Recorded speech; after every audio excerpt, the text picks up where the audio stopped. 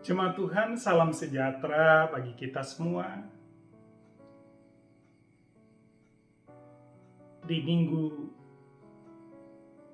hari ini, kita akan mendengarkan firman Tuhan yang kita baca dari kitab Injil Yohanes pasal 2, ayat 1 sampai ayatnya yang ke-11. Tapi sebelum kita membaca dan merenungkan firman Tuhan ini, mari kita berdoa, mohon bimbingan Roh Kudus. Kita berdoa. Tuhan Allah Bapa di sorga, kami mengucap syukur untuk minggu baru pemberian Tuhan ini, dan mengawali rangkaian hari-hari baru ke depan. Kami rindu tuntunan firman Tuhan, supaya kami berjalan mengikuti kehendak Tuhan. Langkah kami diterangi oleh firman-Mu. Pikiran, perasaan, dan seluruh perbuatan kami dikendalikan oleh kehendak-Mu. Karena itu, perkenankanlah kami di saat ini membaca kembali firman Tuhan di dalam kitab suci kami. Dan tuntunlah kami dengan Roh Kudus-Mu. Di dalam nama Kristus, kami berdoa. Amin.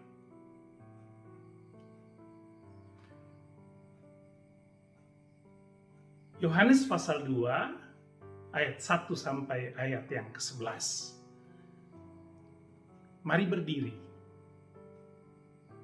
Kita mendengarkan firman Tuhan ini. Beginilah bunyinya. Pada hari ketiga, ada perkawinan di Kana yang di Galilea, dan ibu Yesus ada di situ. Yesus dan murid-muridnya diundang juga ke perkawinan itu. Ketika mereka kekurangan anggur, ibu Yesus berkata kepadanya, "Mereka kehabisan anggur." Kata Yesus kepadanya, "Mau apakah engkau daripadaku, ibu? Saatku belum tiba." Tetapi ibu Yesus berkata kepada pelayan-pelayan, "Apa yang dikatakan kepadamu, buatlah itu." Di situ ada 6 tempayan yang disediakan untuk pembasuhan menurut adat orang Yahudi. Masing-masing isinya 2-3 buyung. Yesus berkata kepada pelayan-pelayan itu, "Isilah tempayan-tempayan itu penuh dengan air." Dan mereka pun mengisinya sampai penuh.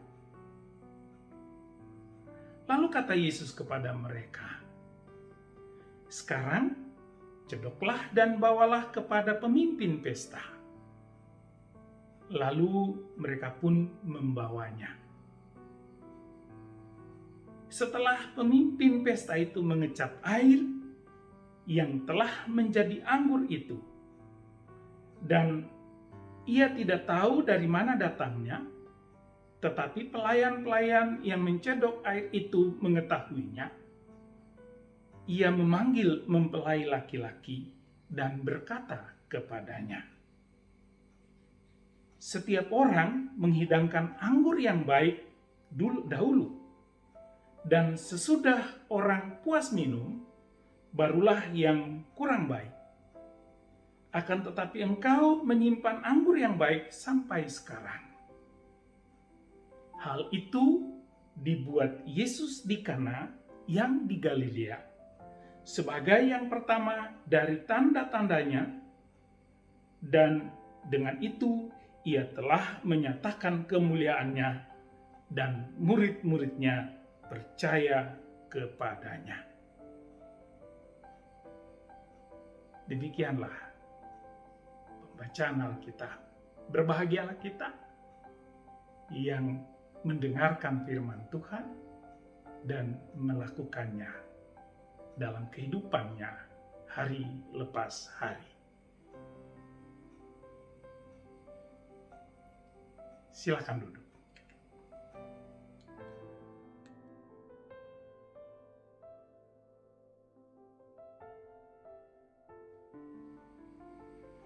Jemaat kekasih Tuhan, kita jumpa lagi di minggu kedua sesudah Epifani, tanggal 17 Januari.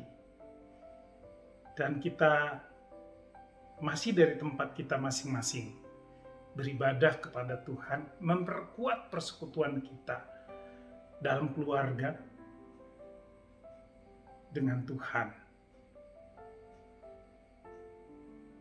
Dan di minggu kedua sesudah Epifani ini, pembacaan Alkitab dari kitab Injil Yohanes pasal yang kedua, ayat 1 sampai ayat yang ke-11. Kita renungkan bersama. Bapak, Ibu, dan saudara-saudara jemaat yang dikasihi Tuhan, pembacaan kita ini adalah sebuah kisah yang sangat menarik dan selalu kita kenang sebagai sebuah peristiwa mujizat yang dikenal dengan mujizat pertama yang dilakukan oleh Tuhan Yesus, mengawali seluruh mujizat dalam pelayanannya. Dan kita selalu merenungkan atau berkali-kali, berulang kali kita merenungkan kisah perjamuan perkawinan di Kana ini sebagai sebuah renungan untuk memperkuat keyakinan kita membangun kehidupan rumah tangga atau perkawinan dengan menyertakan Tuhan di dalam perkawinan itu. Tapi di minggu kedua sesudah Epifani ini, kita akan merenungkan firman Tuhan ini dari beberapa sudut pandang yang tidak sama persis.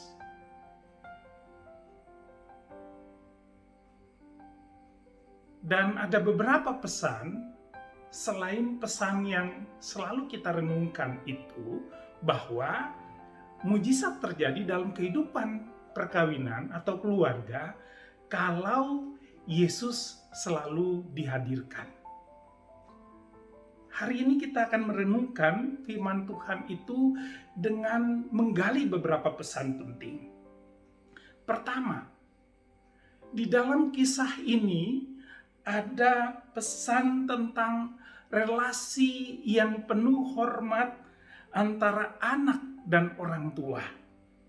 Atau dalam hal ini, anak dan ibu.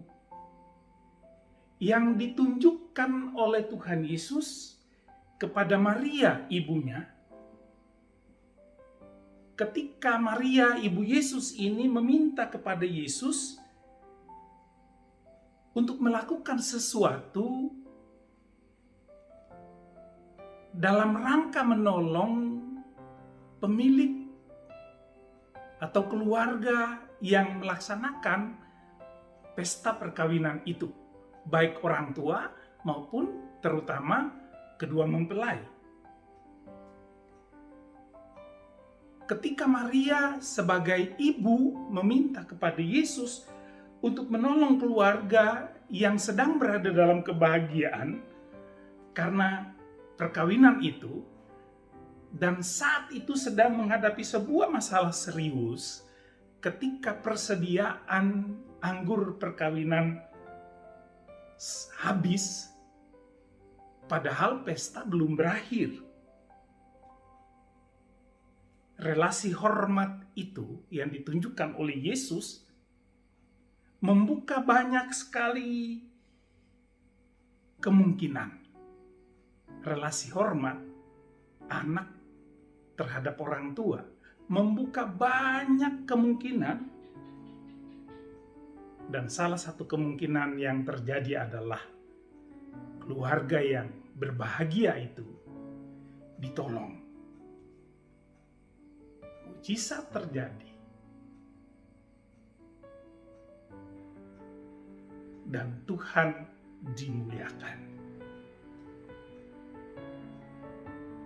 Yang kedua, relasi penuh respect. Kalau tadi pertama, relasi penuh hormat antara anak dengan orang tua, maka yang kedua yang juga diungkapkan dalam pembacaan ini, dalam kisah mujizat di Kana itu adalah relasi penuh respek antara para pelayan pesta dengan Maria, ibu Yesus, yang meminta kepada para pelayan itu untuk mendengarkan apa yang diminta atau disuruh untuk dilakukan, disuruh oleh Yesus kepada para pelayan.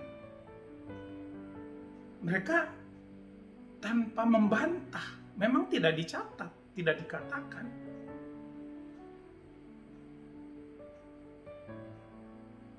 Maria bukan pemilik pesta.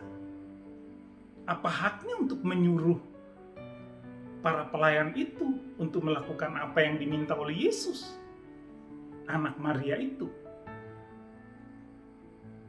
Tapi disitulah letak sebuah relasi sebab akibat.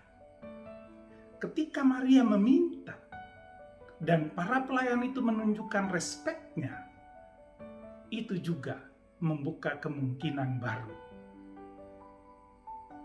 Mujizat terjadi, Tuhan dimuliakan. Yang ketiga, kepatuhan para pelayan kepada permintaan atau perintah Yesus untuk mengisi tempayan dengan air tanpa bertanya atau tanpa berargumen untuk menanyakan apa hubungan air dengan kebutuhan pemilik pesta karena persediaan anggur yang sudah habis. Mereka tidak bertanya,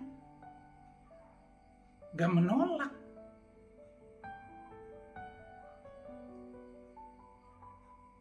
Tapi mereka melakukan apa yang diminta oleh Yesus kepada mereka tanpa berbantah, tanpa berargumentasi.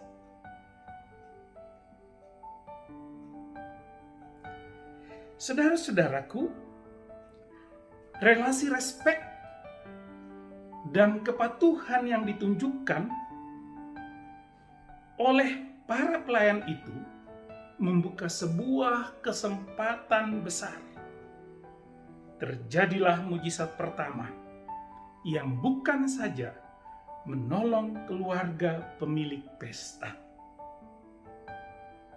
tapi mujizat itu hingga kini membangkitkan semangat setiap orang percaya akan pentingnya kehadiran Tuhan Yesus dalam kehidupan keluarga, kehidupan rumah tangga, kehidupan perkawinan orang beriman.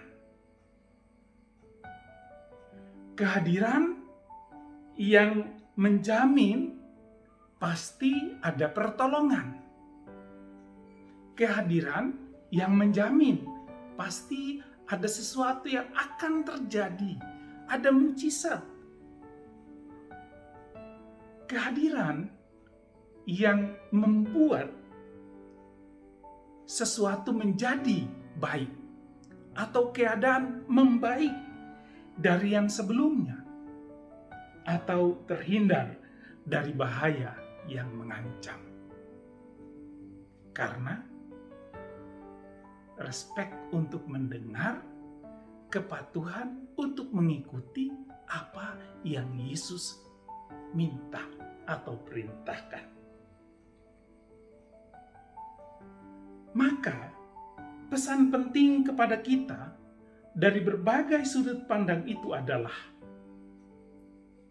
hanya dengan memberi diri, memberi hati, dan perhatian untuk mendengarkan apa yang Tuhan Yesus ajarkan, apa yang Tuhan Yesus katakan, apa yang Tuhan Yesus perintahkan. Maka kita akan mengalami mujizat pertolongan Tuhan. Hanya dengan memberi diri, hanya dengan memberi hati, hanya dengan memberi pikiran dan perasaan kepada kehendak Tuhan yang dinyatakan kepada kita, pasti ada jaminan bagi masa depan yang lebih baik. Maka, mari saudaraku, belajarlah untuk mendengarkan suara Tuhan. Patuhilah kehendak-Nya.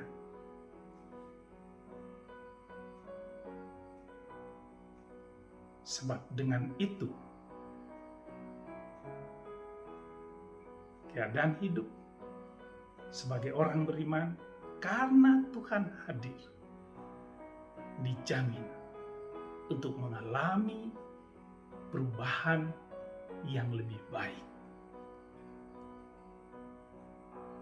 Tuhan Yesus pasti melakukannya di dalam kehidupan saudara dan saya, kehidupan keluarga kita, kehidupan persekutuan kita, dan kehidupan bersama setiap orang.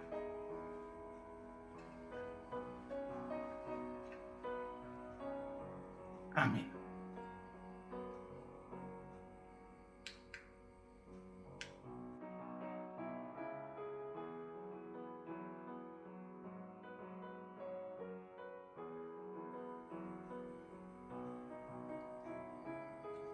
Saudara-saudaraku yang dikasihi Tuhan, mari merendahkan hati dan kita satu dalam syafaat kita.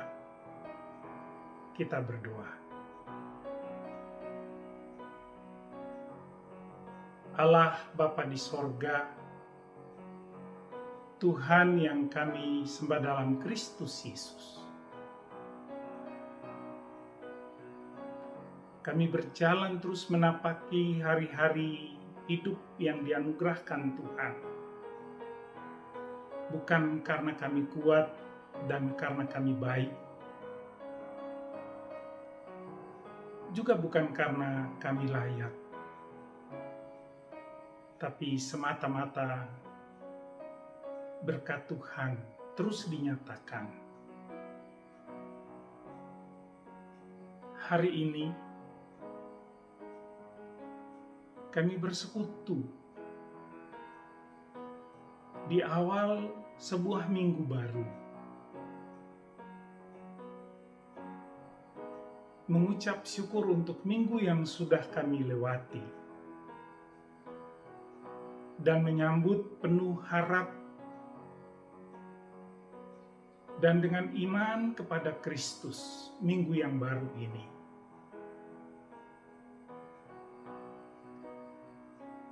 Kami berjalan di tengah-tengah berbagai situasi yang kadang menakutkan. Tapi pengalaman hidup beriman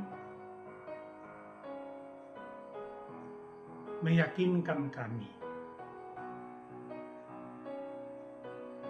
ada Tuhan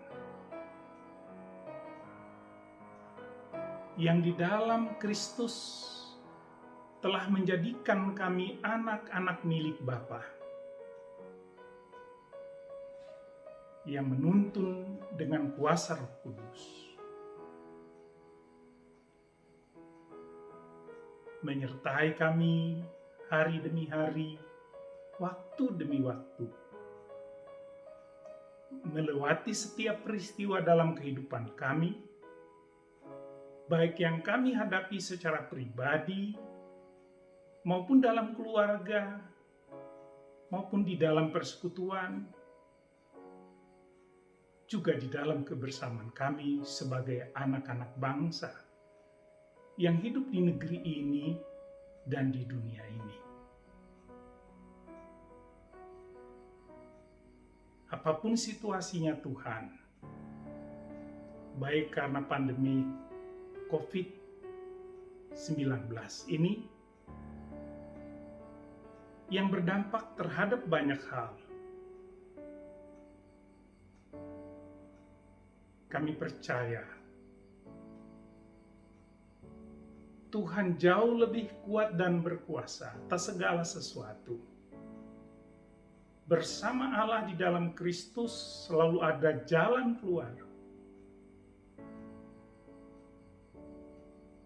Dan karena itu, kami akan terus melangkah, dipegang oleh tangan Tuhan, berjalan mengikuti kehendak-Mu,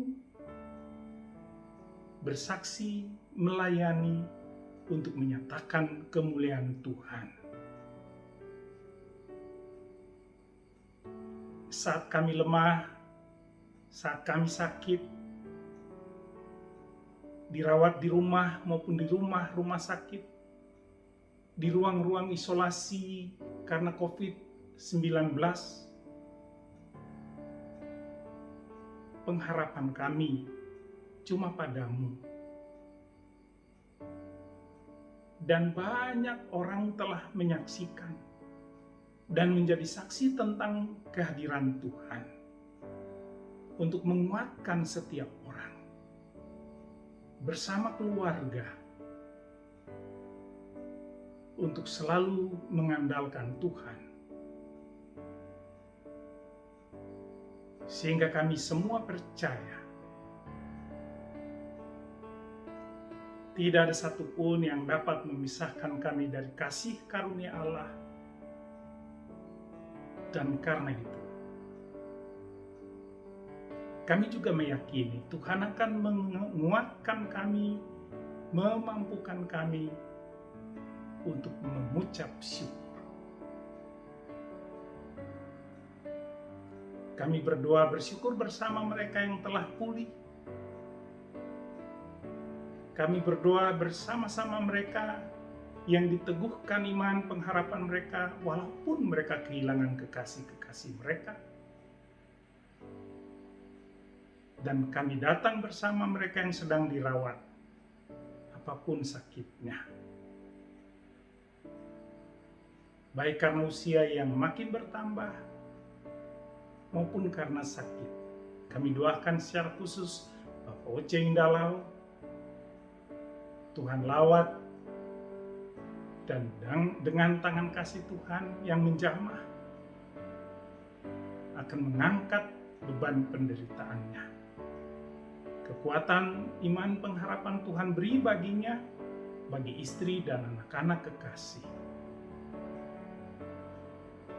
Kami juga mengucap syukur untuk setiap hal yang boleh Tuhan nyatakan.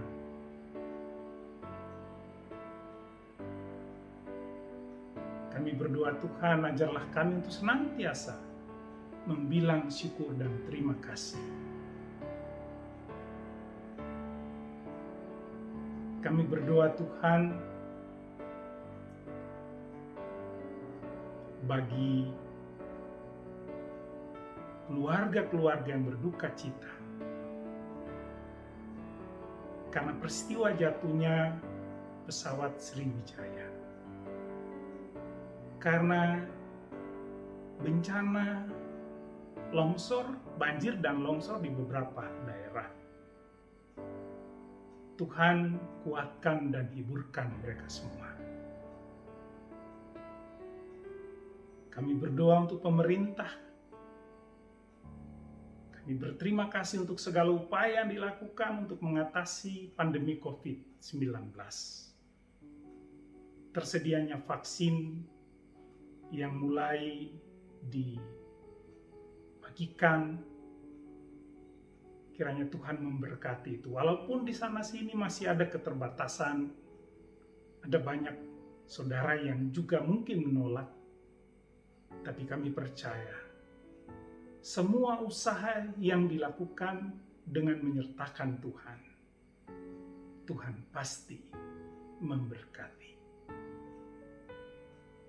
Terpujilah nama-Mu ya Bapa. Kami sambut minggu baru.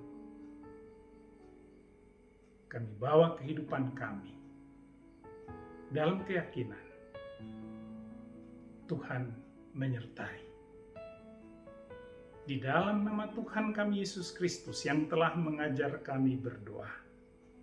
Bapa kami yang di sorga, dikuduskanlah nama-Mu. Datanglah kerajaan-Mu, jadilah kehendak-Mu di bumi seperti di sorga. Berikanlah kami pada hari ini makanan kami yang secukupnya.